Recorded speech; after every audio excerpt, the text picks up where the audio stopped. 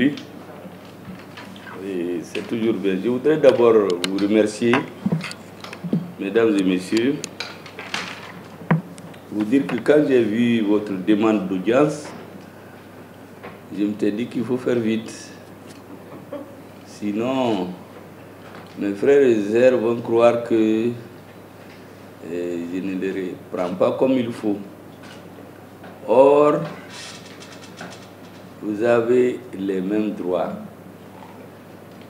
et les mêmes devoirs, suivant vos possibilités, vis-à-vis de votre pays. Je sais que beaucoup d'entre vous aiment le Mali, et votre présidente, ce n'est pas la première fois que je la reçois. Elle a toujours eu des mots très aimables à l'endroit de notre pays, à l'endroit de nos forces armées de défense qui se battent. Et vous savez, en juillet dernier, la demande de votre présidente,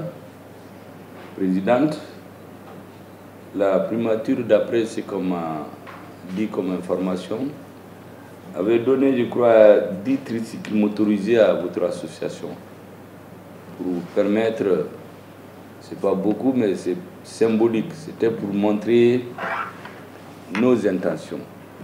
Je sais aussi que le président de la transition est très sensible aux problèmes des populations les plus démunies. Vous aurez remarqué que dans le cadre de ces œuvres sociales, on s'occupe beaucoup des questions d'eau. Beaucoup se posaient la question, mais moi-même, à un moment donné, mais pourquoi un militaire s'occupe de l'eau et d'autres choses? Il y a quand même d'autres qui doivent s'occuper de ça.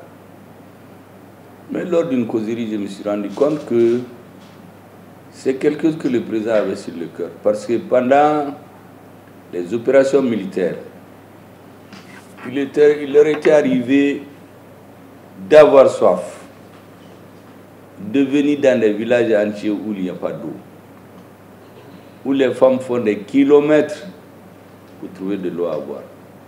Et c'est pour cela que dès qu'il a eu le pouvoir d'État au nom du peuple malien, il s'est consacré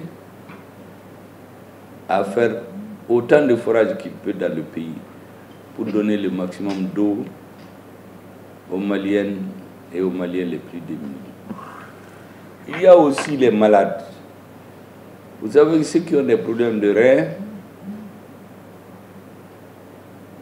sont très diminués et sont très fatigués. Et ils risquent la mort à tout moment. Vous avez vu récemment ce qui a été fait sur les œuvres sociales du président. Des centres ultra modernes de dialyse ont été installés à Bamako et dans une des régions. Et la caractéristique chez nous, vous savez, c'est gratuit. Dans d'autres pays, les gens payent 10 fois les ressources, disons, leur revenu mensuel pour pouvoir faire une séance de dialyse. Au Mali, c'est gratuit. Et le président s'est personnellement engagé. Je ne dis pas que ça suffit, mais c'est l'intention des hautes autorités du Mali et de la primature de nous occuper des populations les plus démunies. C'est pour cela que les questions d'eau, de médicaments, d'ambulance sont des priorités pour nous. Le président de la transition et nous-mêmes, dans les œuvres sociales, les malades, les gens qui sont totalement démunis, ils n'ont pas les moyens pour une petite opération. Et je crois que les personnes de votre association ont besoin aussi de moyens de déplacement. C'est pourquoi je vous disais que nous avons fait un petit geste et je crois qu'on doit continuer. Tout ce qui peut être fait va être fait de la part de notre gouvernement. C'est cet engagement que je voulais prendre. Maintenant, concernant votre forum, vous savez qu'actuellement, le président de la transition, le ministre de la Défense, les chefs militaires et les hommes sur le terrain et toute notre population en général ont l'œil chevillé sur le nord, la reprise de l'intégralité de notre pays. Ça fait trop longtemps que le Mali est divisé. Ça fait trop longtemps que le président ne peut pas aller dans la région. Vous savez que même pour que le président du Mali aille à Kidal, mais il lui fallait payer une rançon aux rebelles. Même pendant la campagne, il faut qu'il aille avec de l'argent. Quand le Premier ministre doit aller, il faut que l'État paye des rançons. On leur paye quelque chose, c'est comme des rançons. Le gouverneur de la région, il refuse que ce soit les forces armées de sécurité du Mali qui assurent sa sécurité. Ce sont les rebelles et l'État les paye par mois. C'est à toute cette situation que nous voulons mettre fin. Et le président est totalement dédié, le gouvernement et toute notre population.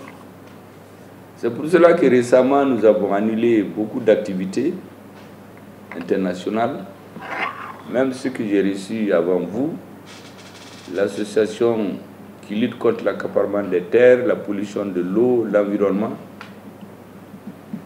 Ils voulaient aussi organiser un grand forum. Je leur ai expliqué que nous avons annulé beaucoup de forums. Même il y avait des présidents de la République.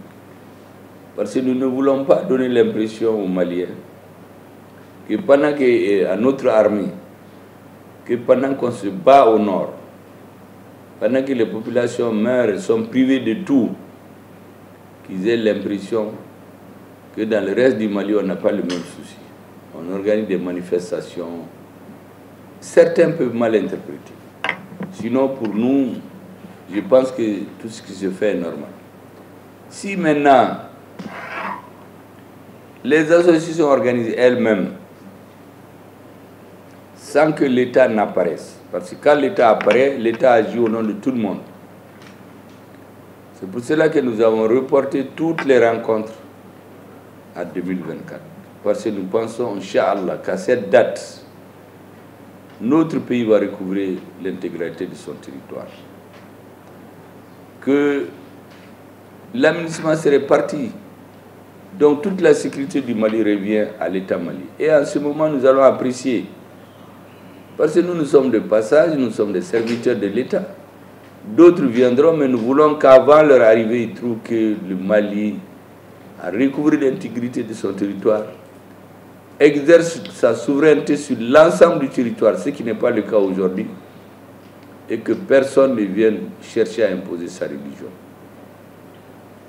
Et qu'on ait une nation, comme on dit, un peuple, un but, une foi. Et non pas qu'il y ait des groupes qui créent un État dans l'État, qui ont leurs mines, qui ont leurs prisons, qui ont leurs marabouts, qui font leur jugement, qui ont leurs forces armées de sécurité, qui ont leurs forces spéciales dans le même pays. C'est à cela que nous voulons mettre fin. C'est pour cette raison que nous avons repoussé presque toutes les réunions. Je voudrais donc vous donner cette information pour que vous en teniez compte dans la programmation que vous allez faire. Je vous sais très attaché à la quiétude dans notre pays. Je vous sais très attaché à la sécurité au Mali. Je vous sais aussi très attaché à la réussite de la transition. Donc aujourd'hui, chaque fois que nous rencontrons nos citoyens, nous leur disons la réalité du terrain. Où est-ce que nous en sommes? Pour le reste, ce dont nous avons besoin aujourd'hui, c'est un soutien sans condition à notre armée, à nos militaires qui sont en train de donner leur vie. C'est un soutien sans condition aux autorités de la transition. Toute chose que votre présidente nous dit à tout moment. Et je crois que nous allons aller dans cette même lancée. Maintenant, pour l'organisation de ce forum, je vous donne juste ces informations pour que vous en teniez compte.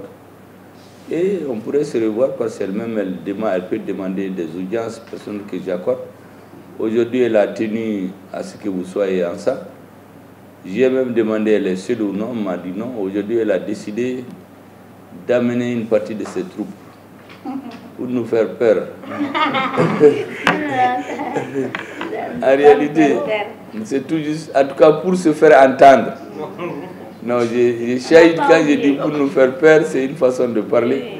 En tout cas pour montrer qu'elle parle au nom de beaucoup de Maliens. Qu'elle n'est pas seule et qu'on soit sûr qu'elle est vraiment représentative d'une couche importante au Mali, dans les pays voisins et en Afrique. Madame la Présidente, merci beaucoup. Et je vous assure que votre doléance n'est pas tombée dans l'oreille d'un sourd. Je voudrais vous remercier pour être venu, vous dire que je serai toujours à votre écoute, parce qu'on est là pour les Maliens. Et vous faites partie du Mali. Le Mali ne peut pas aller sans vous. C'est ce que je voulais vous dire, Madame la Présidente. Vous remercier de votre attention. J'ai oublié de présenter, vous avez mes conseillers spéciaux, mon chef de cabinet et les autres, c'est mes chargés de mission et conseillers. Je les ai tous mobilisés. Je crois qu'on n'est pas plus nombreux. Ils sont venus très nombreux parce que je leur ai dit que ceux qui viennent aujourd'hui doivent bénéficier de toute l'attention de la primature pour qu'ils comprennent qu'on ne blague pas avec les personnes de petite taille. Parce qu'ils ont droit à l'écoute. Ils ont droit à la considération. Ils ont droit à tous les égards de la part du gouvernement et particulièrement du Premier ministre. Voilà ce que je voulais dire, Madame la Présidente. Et je vous remercie de votre aimable attention. Merci bien. La séance est levée. On va faire une photo. Comment on va faire la photo?